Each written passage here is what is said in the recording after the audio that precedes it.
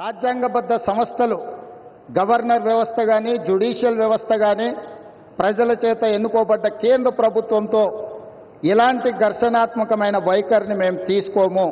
రాష్ట్ర అభివృద్ధిలో వాళ్ళను సంప్రదించి రాష్ట్రాన్ని ముందుకు తీసుకెళ్లడానికి అవసరమైన కార్యాచరణతోనే ముందుకు వెళ్తాము అని చెప్పి ఈ సందర్భంగా మీకు అందరికీ తెలియజేస్తున్నా.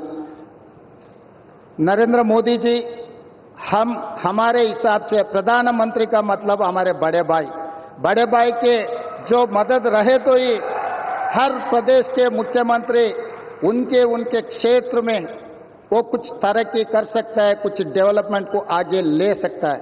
इसीलिए मेरा गुजारिश है इस वक्त तेलंगाना अगर आगे तरक्की करना है, हम भी गुजरात जैसा हम आगे जाना है तो यहाँ पर आपकी मदद जरूरी है.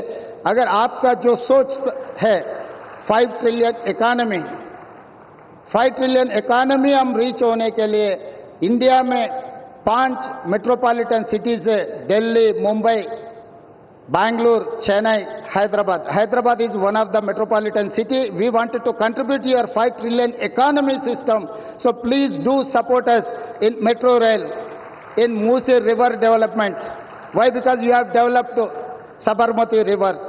We wanted to develop our Musi river all along with Hyderabad, which is 55 kilometers is there, which is we wanted to regenerate our Musi river. All I need is your support. And moreover, we wanted to establish semiconductor industry. Recently, I have seen the government of India has announced for this encouragement and subsidies, incentives. Hyderabad is the place for semiconductor unit. Please support us. We are there to contribute for 5 trillion economy. ప్రధానమంత్రి గారిని పెద్దన్నగా అభివర్ణించారు ముఖ్యమంత్రి గారు అని చెప్తా ఉన్నారు. సంతోషమే, ఒక కార్డియల్ రిలేషన్షిప్ ఉండాల్సిందే. కానీ ఈ పెద్దన్న మరి మొన్న బడ్జెట్లో ఒక్క రూపాయి కూడా తెలంగాణకి ఇవ్వకపోతే తెలంగాణ ముఖ్యమంత్రి గారు రియాక్ట్ అవ్వకపోవడం అన్నది చాలా దారుణం.